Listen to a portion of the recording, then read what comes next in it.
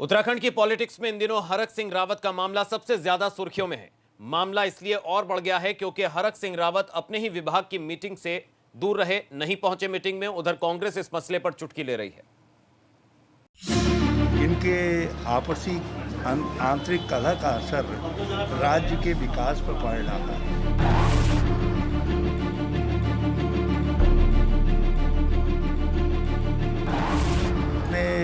प्रखर बहुमत वाली पार्टी सरकार चलाने में असहज और अस्थिर महसूस कर रही है।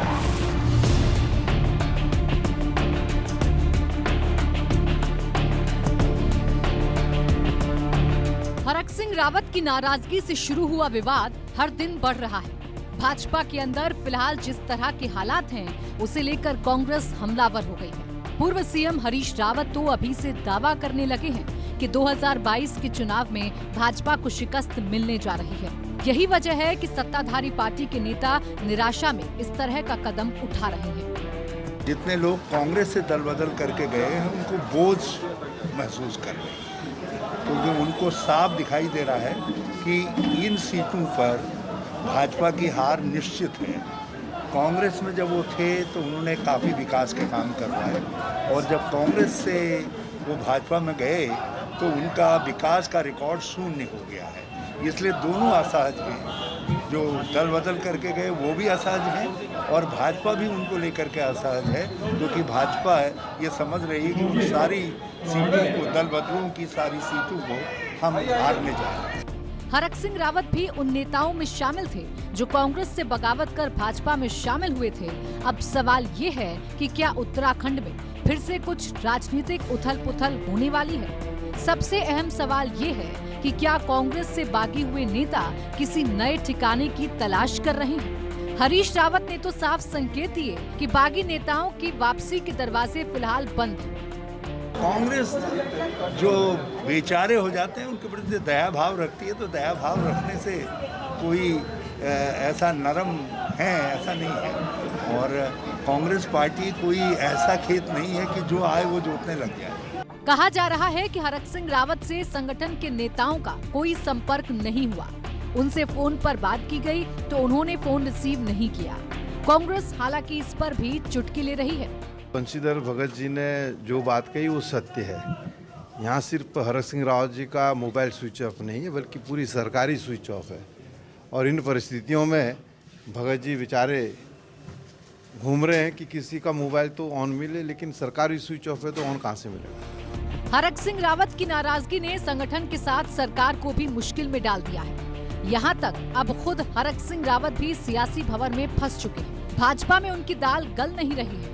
कांग्रेस में वापसी का उनका रास्ता आसान नहीं है। ऐसे में बड़ा सवाल ये है कि आखिरकार हरक सिंह रावत करेंगे क्या? जाहिर है अभी इसके लिए कुछ इंतजार और करना होगा। देहरादून से विनोद कुमार की रिपोर्ट, एबीपी गंगा।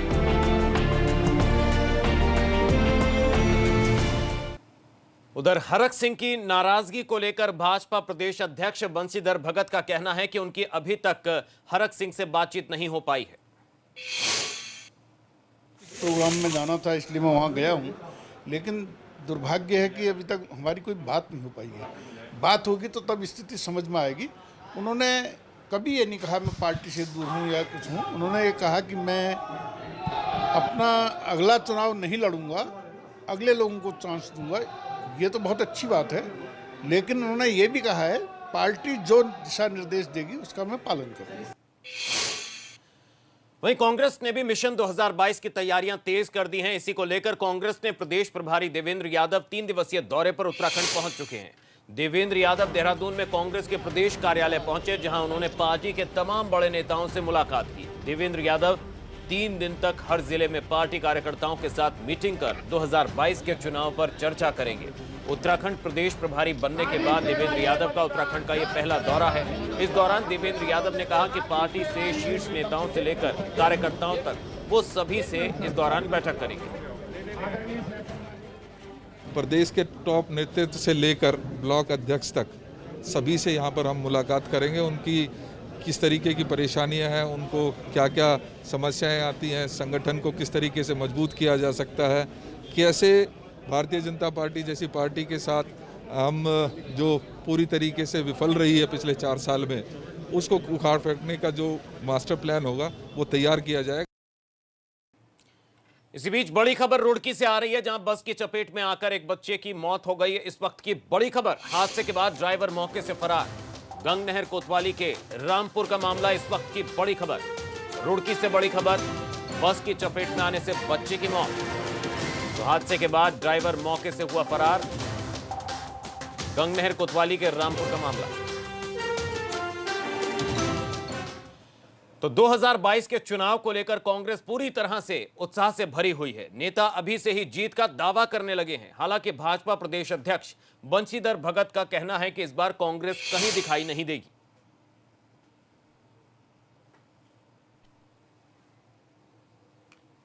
देखिए, कांग्रेस एक राजनीतिक दल है, चुनावी तैयारी करना ही चाहिए। ये कोई नई बात नहीं है, चुनावी तैयारी करें। लेकिन मेरा अपना कॉन्फिडेंस है, अपना आत्मविश्वास है, अपने कार्यकर्ताओं पर इतना भरोसा है कि इस समय भारतीय जनता पार्टी का दूर तक कोई मुकाबला नहीं कर पाएगा।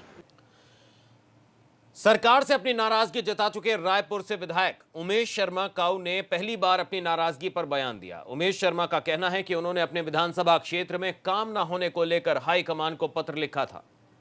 जो क्षेत्र के प्रति अब उस पर सरकार गौर करेगी। हमने जो अपनी बात थी हाईकमान तक बताई है कि कुछ दिक्कतें हैं और उनको दूर करने का प्रयास सरकार द्वारा होगा। तो निश्चित रूप से हमें केवल आने वाले समय में भारतीय जनता पार्टी की सरकार बन के आए, उसकी चिंता है। उसी सोच के लिए मैंने हाईकमान को भी पत्र लिखा था। वहीं चुनाव को लेकर आम आदमी पार्टी ने भी कमर कस ली है। काशीपुर में आपके प्रदेश प्रभारी दिनेश मोहनिया के नेतृत्व में सैकड़ों लोगों ने आम आदमी पार्टी को ज्वाइन किया। इस मौके पर जनसभा को संबोधित करने के दौरान दिनेश मोहनिया ने कहा कि आम आदमी पार्टी सिर्फ काम की राजनीति करती है।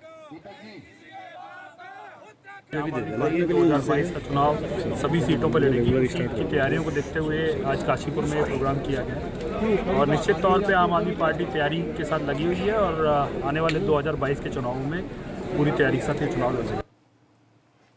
उधर देहरादून में नरेश बंसल ने राज्यसभा की एक सीट के लिए नामांकन दाखिल कर दिया है। इस मौके पर सीएम त्रिवेंद्र सिंह रावत, कैबिनेट मंत्री मदन कौशिक और प्रदेश अध्यक्ष बंशीधर भगत भी मौजूद रहे। उत्तराखंड में विधानसभा की 70 सीटें हैं, जिसमें से मौजूदा समय में भाजपा के 57, कांग्रेस के 11 विधायक हैं और 2 निर्दलीय विधायक हैं। संख्या बल के हिसाब से नरेश बंसल की जीत तय है और वैसे भी इस चुनाव को कांग्रेस पहले ही लड़ने से मना कर चुकी थी। कार्यकर्ताओं ने जश्न मनाया। नरेश बंसल ने नामांकन किया।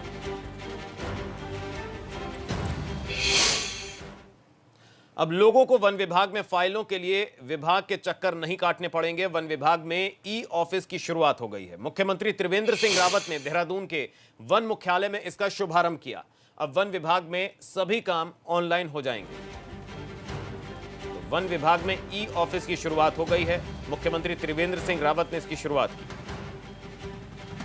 धीरे धीरे हम कोशिश कर रहे हैं कि हमारे सारे ऑफिसेज, पहले सचिवालय हमारा फुली ई ऑफिस हो जाए, क्योंकि सचिवालय एक तरह से हृदय होता है किसी भी राज्य का। तो वहाँ से जब स्वच्छ रक्त बहेगा तो निश्चित रूप से पूरी पारदर्शिता आएगी और पारदर्शिता की दिशा में आज जो वन विभाग के ऑफिसेज हैं उनमें भी शुरुआत हुई है। मसूरी में यूथ कांग्रेस कार्यकर्ताओं ने सरकार के खिलाफ प्रदर्शन किया। कांग्रेस का आरोप है कि राज्य में बेरोजगारी तेजी से बढ़ रही है, मगर सरकार नियुक्ति नहीं निकाल रही। साथ ही सूबे की बिगड़ती कानून व्यवस्था को लेकर कांग्रेस ने सरकार को घेरा है। भाजपा सरकार मुर्दाबाद, युवाओं का शोषण बंद। वहीं हरिद्वार के शिवालिक नगर में बुजुर्ग दंपत्ति के हत्याकांड मामले में पुलिस ने खुलासा कर दिया है। पुलिस ने मुठभेड़ के दौरान एक बदमाश को गिरफ्तार कर लिया है, जबकि इसके दूसरे साथी की भी गिरफ्तारी हो चुकी है।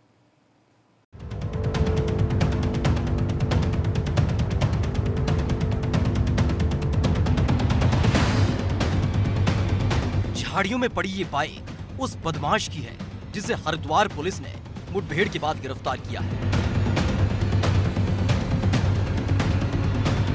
सतेंद्र नाम के बदमाश की पुलिस ने इस इलाके में घेराबंदी की थी। बदमाश को पुलिस ने रुकने के लिए कहा, मगर उसने फरार होने की कोशिश की। उसने पुलिस के ऊपर 3 राउंड फायरिंग भी की, मगर पुलिस ने बदमाश को दबोच लिया। मुलजिम को हमने गिरफ्तार किया है। उसी का सूचना के आधार पर हम दूसरा का तलाश कर रहे थे। हमारे पास सूचना मिली कि संदिग्ध बाइक दिखाया जा रहा और वो भागने के फिराक में निकल गए। जब उनको पीछे गए तो पूछताछ करते, फिर इसी पॉइंट में जो है उनका पुलिस के साथ एनकाउंटर हो गया। उनका तरफ से जो है 3 गोली फायर की गई, हमारी तरफ से 5 गोली फायर किया गया है। उनका पैर पे चोट लगी है, उनके इलाज के लिए जो है हमने लेके गए हैं। शिवालिक नगर में 12 अक्टूबर की रात को बुजुर्ग दंपत्ति की हत्या हुई थी। पुलिस ने इस मामले में खतौली निवासी विपिन उर्फ भीम को गिरफ्तार किया था। इसी बदमाश से पूछताछ के बाद पुलिस ने इसके दूसरे साथी की घेराबंदी की थी। पूछताछ में पता चला कि दोनों बदमाश बुजुर्ग दंपत्ति के पास ही किराए के मकान में रहते थे। लूटपाट के इरादे से दोनों 12 अक्टूबर की रात उनके घर में दाखिल हुए थे। इसी दौरान दोनों ने हत्या को अंजाम दिया था। डबल मर्डर का मास्टरमाइंड धर्मेंद्र पहले भी 2 हत्याओं को अंजाम दे चुका है, जबकि उसका साथी विपिन भी हत्या के मामले में जेल जा चुका है। हरिद्वार से रोहित शिकोला की रिपोर्ट, एबीपी गंगा।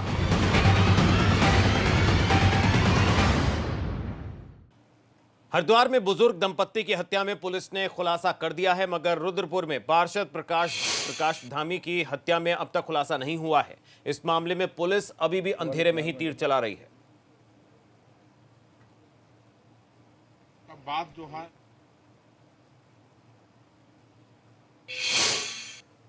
पौड़ी में छात्रा पर हुए जानलेवा हमले का आरोपी अभी तक गिरफ्तार नहीं हो सका है। इसी से गुस्साए लोगों ने प्रदर्शन भी किया। इस मामले की जांच राजस्व क्षेत्र होने के कारण पहले राजस्व प्रशासन कर रहा था, लेकिन अब जब आरोपी हत्या नहीं चढ़ पाया तो मामला पुलिस को सौंप दिया गया, जिस पर आरोपी की धरपकड़ में पुलिस जुट गई है। आपको बता दें कि एक शख्स ने छात्रा से पहले बदसलूकी की और फिर उसके सर पर वार किया था।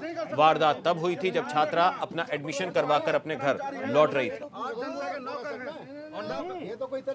की बात बताई जा रही है कि 376 की घटना नहीं है, लेकिन हाँ उसके साथ तो शायद पैसे लूटने के इरादे से उसके साथ मारपिटाई की गई है। तो जल्दी ही हम लोग इसमें क्षेत्र में और पता करके हमारी टीम पुलिस की सतपुली थाने से इसमें पता कर रही है।